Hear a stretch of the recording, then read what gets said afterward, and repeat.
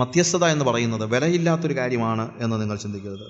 നമ്മൾ മറ്റുള്ളവർക്ക് വേണ്ടി പ്രാർത്ഥിക്കുക എന്ന് പറയുമ്പോൾ തീർച്ചയായും അതിന് വില കൊടുത്തേ പറ്റൂ. സകല വിശുദ്ധന്മാർക്കും വേണ്ടി പ്രാർത്ഥിക്കും. Pray for the saints. We need to pray for all the saints.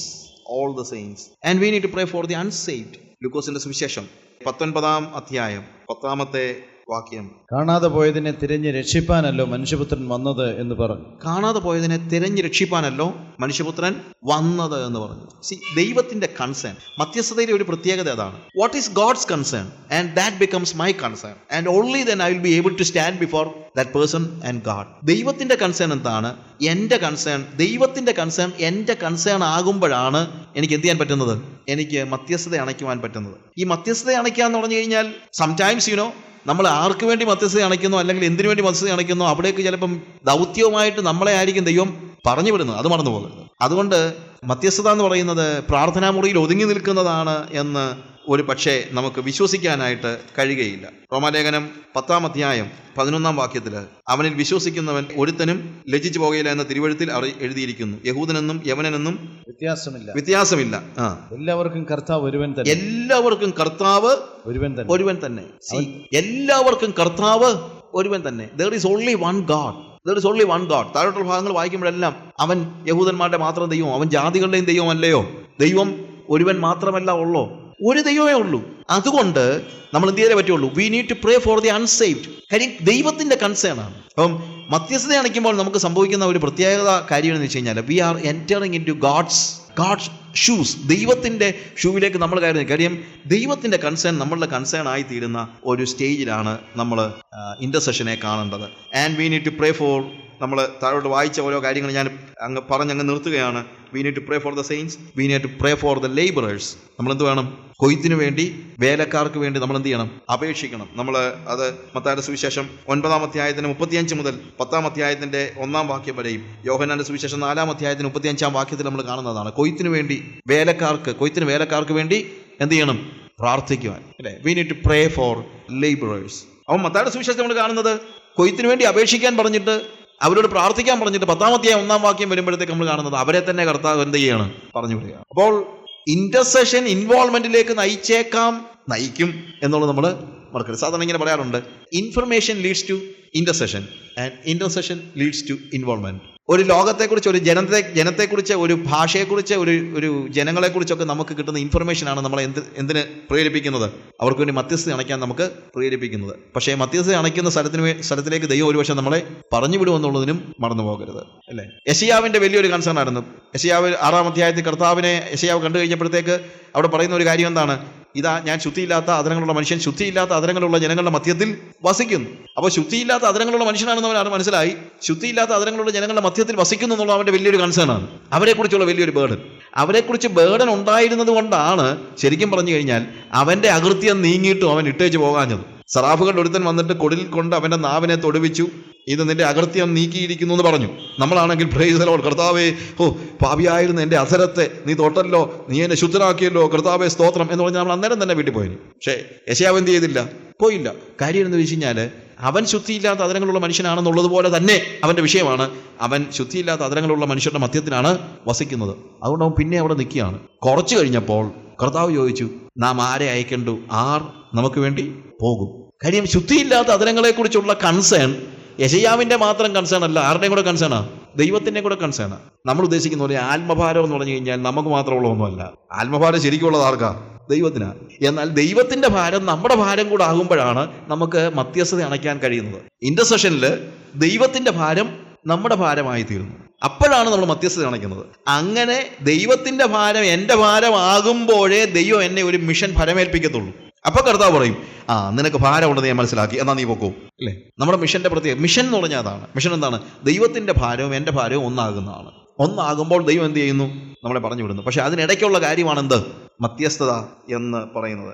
And we need to pray for revival. That is Psalms 85:6. കർത്താവേ, നീ ഞങ്ങളെ വീണ്ടും ജീവിപ്പിക്കുകയില്ലയോ? എല്ലായ്പ്പോഴും നമുക്ക് ഉണ്ടാകേണ്ട ഒരു വലിയ പ്രാർത്ഥനയാണ് റിവൈവലിന് വേണ്ടിയുള്ള ഒരു പ്രാർത്ഥന, ഉണർവിന് വേണ്ടിയുള്ള ഒരു പ്രാർത്ഥന. ഉണർവെന്ന് പറഞ്ഞു കഴിഞ്ഞാൽ യോഗം നടത്തുമ്പോൾ ഉണർവല്ല. എന്താ? നീ ഞങ്ങളെ, നിന്റെ ജനം നിന്നിൽ ആനന്ദിക്കേണ്ടതിന് നീ ഞങ്ങളെ വീണ്ടും ജീവിപ്പിക്കുകയില്ലയോ? എന്തിനാണ്? നിന്റെ ജനം നിന്നിൽ ആനന്ദിക്കേണ്ടതില്ല. നമ്മുടെ ചർച്ചസ് ദൈവത്തിൽ ആനന്ദിക്കുന്നതിന് വേണ്ടിയുള്ള ഒരു മടങ്ങിവരവ് ഉണ്ടാകണം. ഇന്നത്തെ ഒരു വലിയ പ്രശ്നം, സഭകളിൽ ആനന്ദം ഉണ്ടാകുന്നത് ദൈവത്തിലല്ല, ദൈവം തരുന്ന കാര്യങ്ങളിലൊക്കെയാണ്. അതിനു പകരം ദൈവത്തിൽ തന്നെ സന്തോഷിക്കുന്ന ഒരു സ്റ്റേജിലേക്ക് മടങ്ങി വരുന്നതാണ് ശരിക്കും പറഞ്ഞാൽ എന്ത്?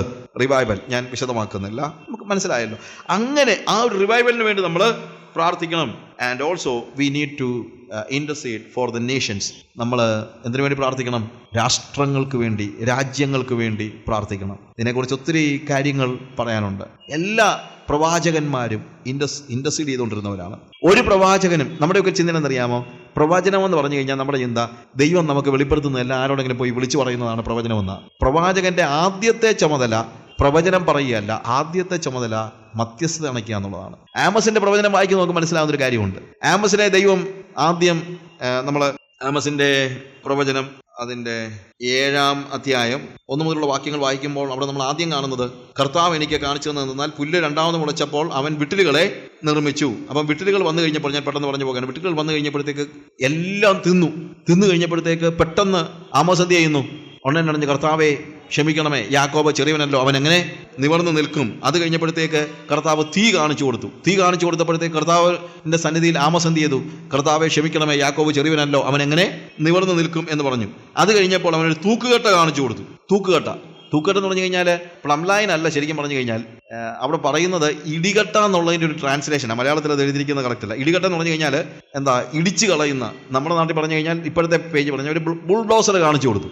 കർത്താവ് പറഞ്ഞു, ഇനി ഞാൻ ക്ഷമിക്കത്തൊന്നുമില്ല, അവരെ ഞാൻ ഇടിച്ചു കളയും എന്ന് കൃത്യതയോടെ പറഞ്ഞു. അങ്ങനെ പറഞ്ഞു കഴിഞ്ഞപ്പോൾ ആമോസ് എന്ത് ചെയ്തു? ടൗണിൽ അല്ലെങ്കിൽ വീതികളിൽ ചെന്നിട്ട് പറഞ്ഞു, ഇതാ ദൈവം നിങ്ങൾക്കെതിരായിരിക്കുന്നു, ഇനി നിങ്ങൾ ശ്രദ്ധിച്ചോണം, അല്ലെങ്കിൽ എന്ത് ചെയ്യും? ദൈവം നിങ്ങളെ ഇടിച്ചു കളയും. അപ്പൊ ഞാൻ ഈ ആമോസിന്റെ പ്രവചനം വായിക്കുമ്പോഴേ എൻ്റെ മനസ്സിലുള്ള ചിന്ത, ആമോസ് ഞാനാണെങ്കിൽ ആദ്യം ചെയ്യുന്നതായിരിക്കും. ദൈവം വിട്ടിലുകളെ കാണിച്ച് തന്നു, എല്ലാം നശിപ്പിക്കാൻ പോവാന്ന് പറയുമ്പോഴേ ഞാൻ എന്ത് ചെയ്യും? ഒന്നാമത്തെ കാര്യം മനസ്സിലാക്കേണ്ടത്, ഈ ആമോസ് ഇസ്രായേൽക്കാരനല്ല, ആമോസ് യഹൂദ്യക്കാരനാണ്, തെക്കേ രാജ്യക്കാരനാണ്. ആര്? ആമോസ്. അവന്റെ നാടല്ല ഇത്. അതുകൊണ്ടാണ് താഴോട്ട് വായിക്കുമ്പോഴത്തേക്ക് 12-ാം വാക്യത്തിൽ, എന്നാൽ ആമോസിനോട് അമസ്യാവ്, എടോ ദർശക, യഹൂദ ദേശത്തിലേക്ക് ഓടിപ്പോയിക്കൊള്ളുക, അവിടെ പ്രവചിച്ച് അഹോവൃത്തി കഴിച്ചുകൊള്ളുക എന്ന് പറയാൻ കാര്യം, അവന്റെ നാടല്ല, വേറൊരു നാട്ടിൽ ചെന്നാണ് ഇവൻ ഇത് പറയുന്നത്. അപ്പൊ എന്നോട് ദൈവത്തെ അനുസരിക്കാത്ത ചില ആളുകളെ ദൈവം നശിപ്പിക്കാൻ പോവാണെന്ന് പറഞ്ഞു കഴിഞ്ഞാൽ എൻ്റെ നാച്ചുറൽ ടെൻഡൻസി എന്താ? ദൈവത്തെ അനുസരിക്കാത്ത അവനെ ദൈവം കാണിച്ചു കൊടുക്കും. എന്നാൽ പിന്നെ നേരെ പോയി അവനോട് പറയാം, എടാ സൂക്ഷിച്ചോണം, ദൈവം എനിക്കൊരു ദർശനം തന്നിട്ടുണ്ട്, അല്ലേ? അതുകൊണ്ട് എന്താ? ഇതാ വിട്ടിലുകളെ അയച്ച് നിന്റെ മുഴുവൻ കാര്യങ്ങളെ നശിപ്പിക്കാൻ പോകുകയാണ് എന്നൊക്കെ പറയാനായിരിക്കും എൻ്റെ ടെൻഡൻസി. രണ്ടാമത്തെ ദർശനം കൂടെ ഉണ്ടായി കഴിഞ്ഞാൽ പിന്നെ പറയാൻ വേണ്ട, എന്താ? തീയാലെല്ലാം നശിപ്പിക്കാൻ പോകുകയാണ്. ദർശനം കണ്ടു കഴിഞ്ഞാൽ ഉടനെ ഓടിപ്പോയി പറയാൻ വേണ്ടിയുള്ളതാണ് ദർശനമെന്നാണ് നമ്മുടെയൊക്കെ ചിന്ത. പക്ഷെ ഒരു പ്രവാചകന്റെ ഒന്നാമത്തെ ചുമതല കാണുന്ന കാഴ്ചകളെല്ലാം വിളിച്ചു പറയുകയല്ല. ഒന്നാമത്തെ ചുമതല ദൈവം കണ്ട കാഴ്ചയ്ക്ക് അവർ അധീനരായി പോകാതിരിക്കേണ്ടതിന് ദൈവത്തിന്റെ സന്നിധിയിൽ കർത്താവെ ക്ഷമിക്കണമേ. ആരോട് ക്ഷമിക്കണം? എന്നോടല്ല, ഇസ്രായേലിനോട് അല്ലെങ്കിൽ യാക്കോബിനോട് ശ്രമിക്കണമേ, അവൻ ചെറിയവനല്ലോ, അവൻ എങ്ങനെ നിവർന്നു നിൽക്കും? ഇതാണ് പ്രവാചകന്റെ ഒന്നാമത്തെ ചുമതല. മധ്യസ്ഥതയാണെന്ന് പറയാൻ കാര്യം. പ്രവാചകന്റെ ഒന്നാമത്തെ ചുമതല എന്താണ്? മധ്യസ്ഥതയാണ്. ദൈവം നമ്മളെ കാണിക്കുന്ന കാഴ്ചകൾ നമുക്കൊരാവേശമാണ് എല്ലാവരോടും പറയാൻ. ഈ പ്രവാചകന്മാർക്കെല്ലാം ഭയങ്കര ആവേശമാണ് ദൈവം കാണിക്കുന്ന കാഴ്ചകളെല്ലാം പറയാൻ. ഞാനൊരാളോട് ഇങ്ങനെ സംസാരിച്ചു കൊടുത്ത് പറഞ്ഞു, ദൈവം നിങ്ങളൊരു കാഴ്ച കണ്ടാൽ എന്തിനാ ആ കാഴ്ച കാണിച്ചതെന്ന് ചോദിച്ചാൽ ഒരു പക്ഷേ ഇത് ചെന്നൊരാളോട് പറയാനായിരിക്കത്തേ ഇല്ല. എന്തിനു വേണ്ടിയായിരിക്കും? നിങ്ങൾ അവന് വേണ്ടി പ്രാർത്ഥിക്കാൻ, മധ്യസ്ഥ അണയ്ക്കാനായിരിക്കും. നമ്മളൊക്കെ നമ്മുടെ സഹോദരിമാരൊക്കെ ചിലപ്പോൾ പറയും, ദൈവം എന്നെ ഒരു കാഴ്ച കാണിച്ചു, അല്ലേ? അത് നടക്കുന്നതിന് മുമ്പേ കർത്താവ് എന്നെ കാണിച്ചായിരുന്നു. എല്ലാവരും പറയുന്നതാണ്, അത് നടക്കുന്നതിന് മുമ്പ് കർത്താവ് എന്നെ കാണിച്ചായിരുന്നു. നല്ല കാര്യം. എന്തിനാ കാണിച്ചത്? പ്രാർത്ഥിക്കാൻ വേണ്ടിയാണ്, ഇന്റർസീഡ് ചെയ്യാൻ വേണ്ടിയാണ്. ആമോസിനെ കർത്താവ് ഒരു കാഴ്ച കാണിച്ചു. അവൻ എന്ത് ചെയ്തു? അവൻ മധ്യസ്ഥത അണച്ചു. ഒരു പ്രവാചകൻ എപ്പോഴും മധ്യസ്ഥത അണയ്ക്കുന്നവനായിരിക്കും. ഒരു പ്രവാചകൻ എപ്പോഴും ദേശത്തിന് വേണ്ടി ഇടിവിൽ നിൽക്കുന്നവനായിരിക്കും. ഏതെങ്കിലും ഒരു സമയത്ത് ഈ ഭാഗം വീണ്ടും പഠിക്കാനായിട്ട് നമുക്ക് അവിടെ കണ്ണുകളെ അടയ്ക്കാം. ഹല്ലേലൂയ. പ്രാർത്ഥനയെക്കുറിച്ചുള്ള വ്യത്യസ്തമായ കാര്യങ്ങൾ നമ്മൾ പഠിച്ചുകൊണ്ടിരിക്കുകയായിരുന്നല്ലോ. പ്രധാനമായും ഏറ്റവും ഒടുവിൽ നമ്മൾ പറഞ്ഞതുപോലെ ദൈവം നമ്മളിൽ നിന്ന് പ്രതീക്ഷിക്കുന്നു നമ്മളൊക്കെ മധ്യസ്ഥത അണയ്ക്കുന്നവരായിരിക്കണം എന്നുള്ളതാണ്. മറ്റുള്ളവർക്ക് വേണ്ടി പ്രാർത്ഥിക്കുക. സ്വാർത്ഥമായ പ്രാർത്ഥനയല്ല, മറ്റുള്ളവർക്ക് വേണ്ടി പ്രാർത്ഥിക്കുക. എങ്ങനെ പ്രാർത്ഥിക്കുക? അവരോട് ഐഡന്റിഫൈ ചെയ്തുകൊണ്ട് പ്രാർത്ഥിക്കുക, അവരോട് ഏകീഭവിച്ചുകൊണ്ട് പ്രാർത്ഥിക്കുക, അവരുടെ വേദന എൻ്റെ വേദനയാക്കിക്കൊണ്ട് പ്രാർത്ഥിക്കുക, അവരുടെ മുറിവ് എൻ്റെ മുറിവാക്കിക്കൊണ്ട് പ്രാർത്ഥിക്കുക. എൻ്റെ ജനത്തിൻ പുത്രിയുടെ മുറിവ് നിമിത്തം ഞാനും മുറിപ്പെട്ട് ദുഃഖിച്ച് കഴിയുന്നു. ഹല്ലേലൂയ. നമ്മുടെ പ്രാർത്ഥന അനുഭവം എങ്ങനെയുണ്ട്? നമ്മുടെ മധ്യസ്ഥ അനുഭവം എങ്ങനെയുണ്ട്? കോസ്റ്റ് കൊടുക്കാൻ തയ്യാറായിട്ട് ഒരു മതിൽ കെട്ടി ഇടിവിൽ നിൽക്കാനുള്ള തയ്യാറെടുപ്പോടെയാണോ നമ്മൾ പ്രാർത്ഥിക്കുന്നത്? നമ്മളോട് തന്നെ ചോദിക്കാം. Praise the Lord. ഹല്ലേലൂയ. ആത്മാവിന്റെ തലത്തിലേക്ക് കയറി നിൽക്കുമ്പോൾ ദൈവത്തിന്റെ ഇഷ്ടം എന്താണെന്നുള്ളത് നമുക്ക് തിരിച്ചറിയാനായിട്ട് പറ്റും. നമ്മുടെ വ്യക്തിപരമായ കാര്യത്തിനും ജനങ്ങളുടെ കാര്യത്തിനും എല്ലാം ദൈവം നമുക്ക് വെളിപ്പെടുത്തി തരും. ദൈവം അബ്രഹാമിനോട് ചോദിക്കുന്ന ഒരു ചോദ്യം, ഞാൻ ചെയ്യാനിരിക്കുന്ന പ്രവൃത്തി ഞാൻ നിയമം ചെയ്ത അബ്രഹാമിനോട് ഞാൻ അറിയിക്കാതെ ഇരിക്കുമോ? ദൈവത്തിൻ്റെ സാന്നിധ്യത്തിൽ ദൈവം നമ്മളെ ലോകത്തിൻ്റെ ഭാവി വെളിപ്പെടുത്തുവാൻ ആഗ്രഹിക്കുമ്പോൾ അവൻ്റെ സാന്നിധ്യത്തിൽ കടന്ന് ആത്മതലത്തിൽ അവൻ്റെ ഇഷ്ടമെന്തെന്ന് തിരിച്ചറിഞ്ഞ് ജനങ്ങൾക്ക് വേണ്ടി മധ്യസ്ഥത അണയ്ക്കുവാൻ നമുക്ക് കഴിയണം. പ്രാർത്ഥനയെക്കുറിച്ചുള്ള പഠനത്തിൻ്റെ ഒരു പുതിയ തലം, എനിക്ക് വേണ്ടി പ്രാർത്ഥിക്കുന്നതിന് പകരം മറ്റുള്ളവർക്ക് വേണ്ടി പ്രാർത്ഥിക്കുക.